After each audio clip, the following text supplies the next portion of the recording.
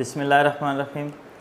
Today our topic is transport of different gases inside the human body. Now basically function of the lungs is to get in oxygen, to get out carbon dioxide. Now oxygen is extracted from the lungs in the blood. How that oxygen will go into every tissue of the body? Because lungs get oxygen, but my brain need oxygen, my leg muscles need oxygen, my hepatocyte need oxygen, my enterocyte need oxygen. How that oxygen will travel and go to each cell? This is our topic, important concern. Next is how in all these tissue when carbon dioxide is produced, that will come into that lungs. This is our today's topic. So step by step, first we will do transport of oxygen and then we will go transport of carbon dioxide. So oxygen transport start from the lungs. In our lungs, at the level of the alveoli, we get oxygen. Oxygen comes from trachea, ultimately reaches the gas exchange area, coming to the alveoli. From the alveoli, there is transport of oxygen between the alveolar membrane and this capillary. This is pulmonary capillary, which have arterial end and venous end. Clear?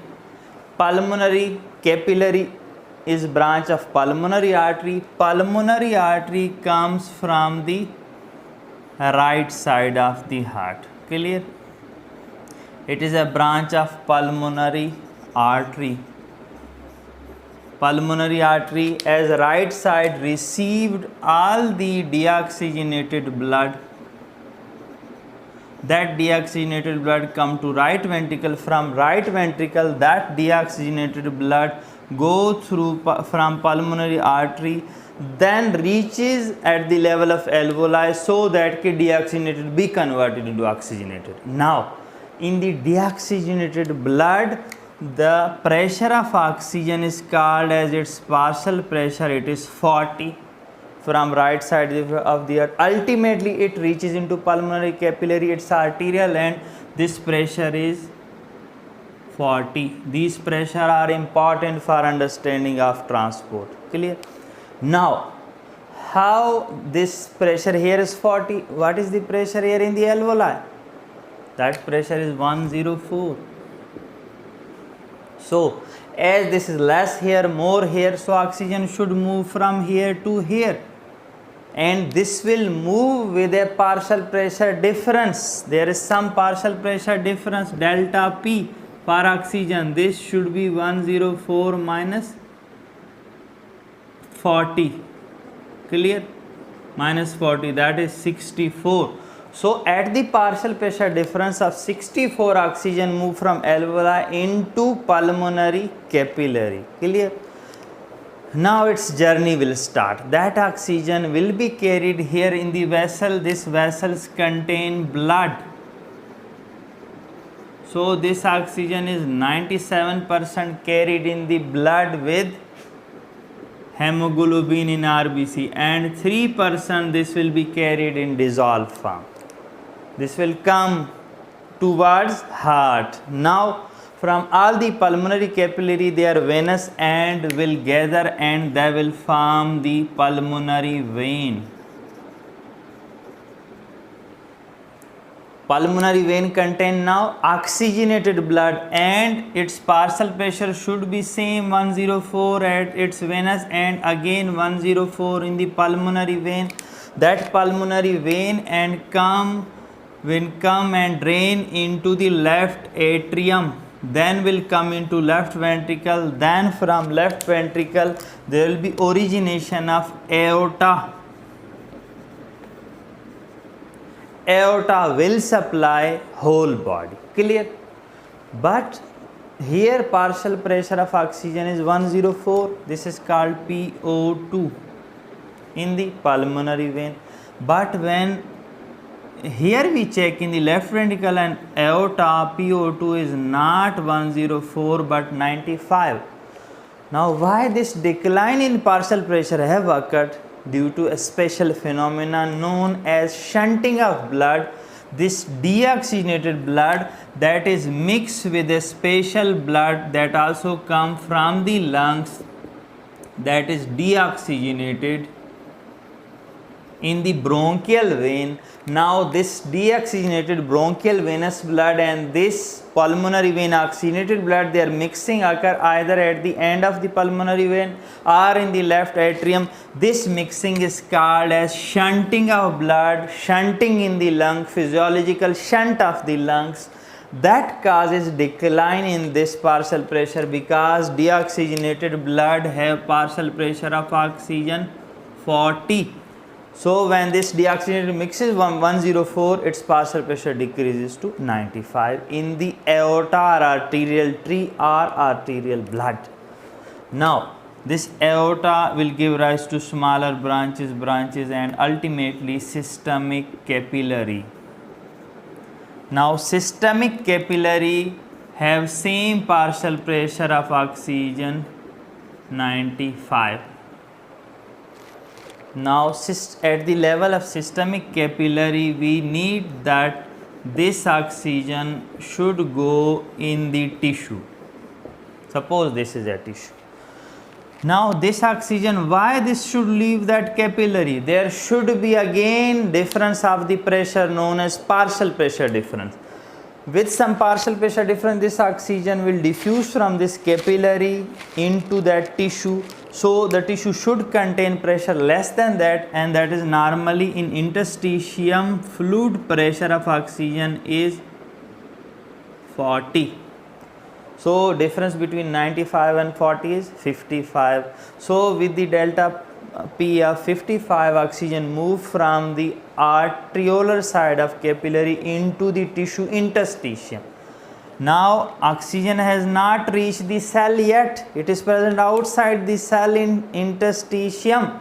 So from interstitium this oxygen will diffuse into the cell. But why it will go inside the cell? There should be less pressure of oxygen in the cell as compared to this 40, and that is less. How much is in intracellular oxygen pressure? 23. So how much is the difference? 40 minus 23, 17. So with the partial pressure difference of 17, it diffuses inside the cell. Remember, clear? Now oxygen have reached the cell. Important thing is that intracellular partial pressure of oxygen is 23.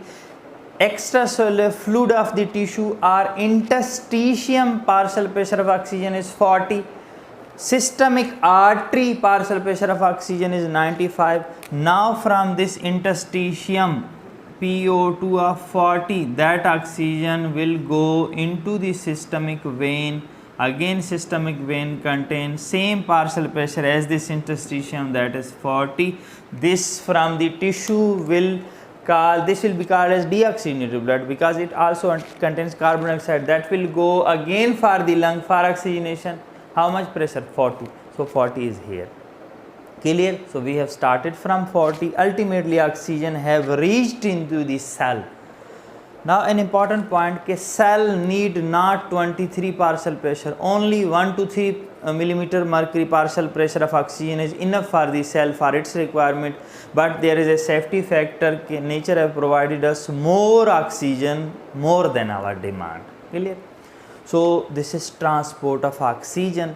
Now this transport, the medium for transport in the human body that is continuously circulating is the blood. In the blood, oxygen is traveled 97% bound with hemoglobin. Here hemoglobin will release oxygen, clear, in the tissue, and here hemoglobin of blood will take oxygen from the lungs, clear. So that is reversible bounding, and only 3% this oxygen is dissolved in the blood in the human plasma that is circulating to the tissue. This is one thing, transport of oxygen. Now what do you think? What about carbon dioxide?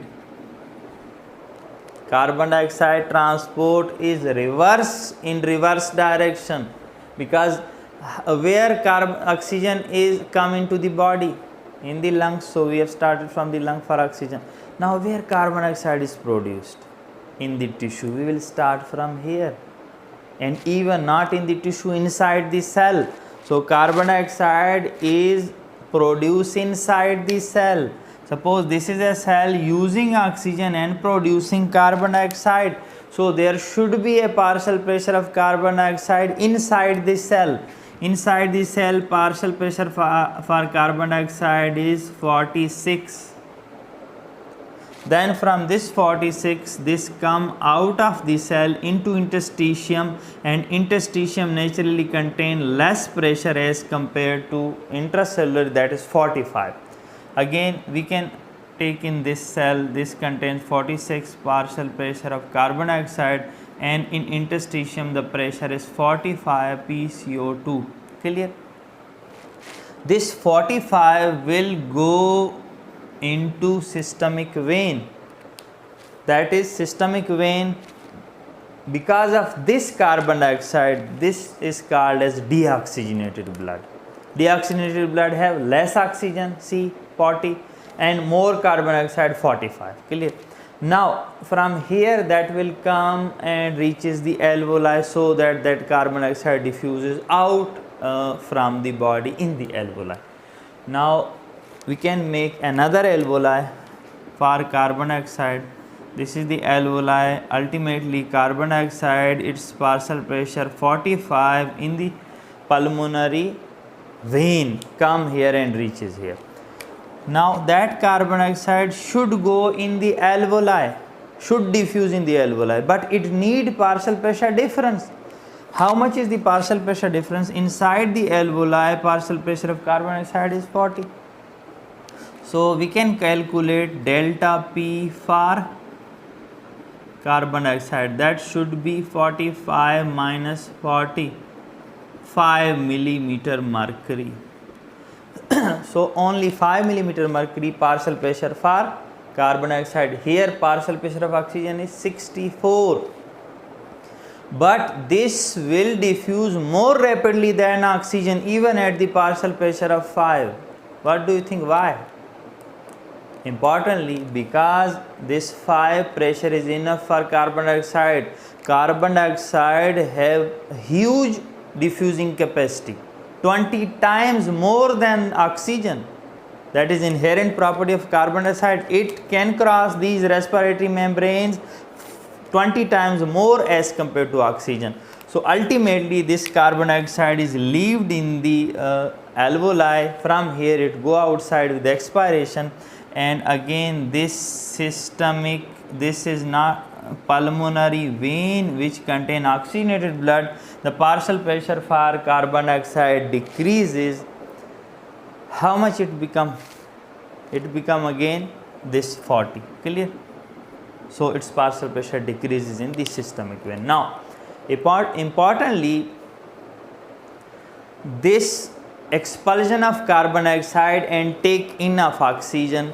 Now in the blood, that carbon dioxide which is produced in the tissue come into the systemic veins, then traveled, and until unless reaches the lungs, it is carried in the blood. And in the blood, transport of carbon dioxide is different. Okay, this is travel in the blood 3%,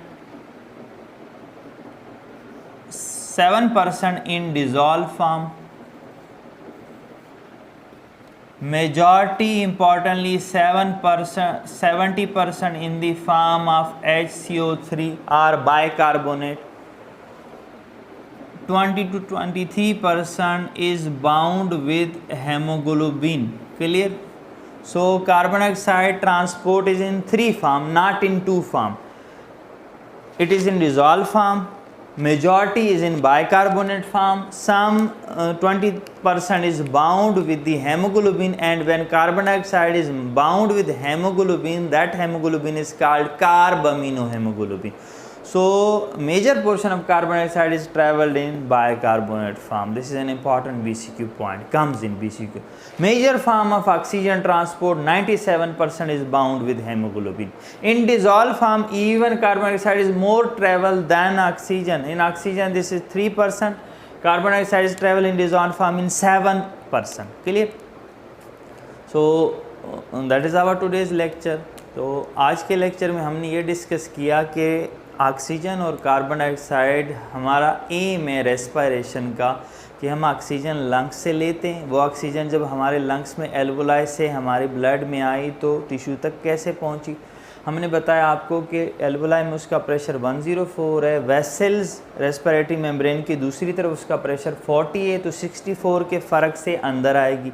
104 जाएगी oxygenated form में, लेकिन oxygenated में जब venous blood कुछ इसके साथ mix हो जाता है जिसको हम शंटिंग कहते हैं, तो इसका प्रेशर 104 से 95 हो जाता है, टिश्यू तक 95 पहुंचता है। टिश्यू में 95 से ये अंदर जाएगी टिश्यू में, इंटेस्टिशियम में, वहाँ पे इसका प्रेशर 40 है, तो 55 के फ़र्क से टिश्यू में इंटेस्टिशियम में जाएगी। इंटेस्टिशियम से सेल के अंदर जाएगी, वहाँ भी सेल के अंदर इसका प्रेशर कम है 23, तो 40 से 23 का फ़र्क 17 का, उसके फ़र्क से सेल के अंदर जाएगी। अब ये तो ऑक्सीजन है। सेल जब ऑक्सीजन यूज़ करेगा कार्बन डाइऑक्साइड प्रोड्यूस करेगा। सेल के अंदर कार्बन डाइऑक्साइड का प्रेशर ज़्यादा होगा 46, सेल के बाहर होगा 45। 1 के पार्शियल प्रेशर डिफरेंस से ये सेल के अंदर से डिफ्यूज़ हो जाएगी टिश्यू में, टिश्यू से फिर आएगी हमारी वेन्स में, वेन्स से कहाँ आएगी, वापस हमारे एल्वोलाई के पास एक्सचेंज के लिए 45। क्लियर। तो 45 के प्रेशर से आएगी वेन्स में। अब 45 फिर वेन्स में जब हमारे लंग्स के पास वो वेन पहुंचेंगी, फिर पल्मोनरी कैपिलरी बनाएंगी, वहाँ पे भी 45 है। 45 वहाँ से डिफ्यूज़ होके एल्वोलाई में आएगा, उसके लिए भी पार्शियल प्रेशर चाहिए, जो कि यहाँ पे 45 और 40 का फ़र्क होता है, वो है 5 का पार्शियल प्रेशर। लेकिन इम्पॉर्टेंटली ऑक्सीजन का पार्शियल प्रेशर तो ज़्यादा है, लेकिन ऑक्सीजन से ज़्यादा जल्दी कार्बन डाइऑक्साइड बाहर निकल जाती। उसकी वजह ये है कि कार्बन डाइऑक्साइड की मेम्ब्रेन को क्रॉस करने की सलाहियत, जिसको कहते हैं डिफ्यूजिंग कैपेसिटी, वो ऑक्सीजन से 20 मरतबा ज़्यादा है। क्लियर। और फिर हमने कहा कि ऑक्सीजन जो ब्लड के अंदर ट्रैवल करती है वो 97% मेजॉरिटी में हेमोग्लोबिन के साथ बाउंड होती है। जब हेमोग्लोबिन ज़रूरत होती है ऑक्सीजन को छोड़ देता है टिश्यू में, जब अटैचमेंट की ज़रूरत होती है ऑक्सीजन को बाउंड करता है लंग्स में, तो 97% ऑक्सीजन के साथ बाउंड होती है, 3% फ्री होती है ट्रांसपोर्ट की सूरत में। जबकि कार्बन डाइऑक्साइड की ट्रांसपोर्ट डिफरेंट है। मेजॉरिटी 70% ये बाइकार्बोनेट फॉर्म में ट्रैवल करता है, 7% डिज़ोल्व फॉर्म में, और 23% जो है हेमोग्लोबिन के साथ बाउंड करके और कुछ और प्रोटीन के साथ बाउंड करके, जिनको कार्ब अमीनो कंपाउंड हम कहते हैं। ठीक है। So thank you so much for today's lecture.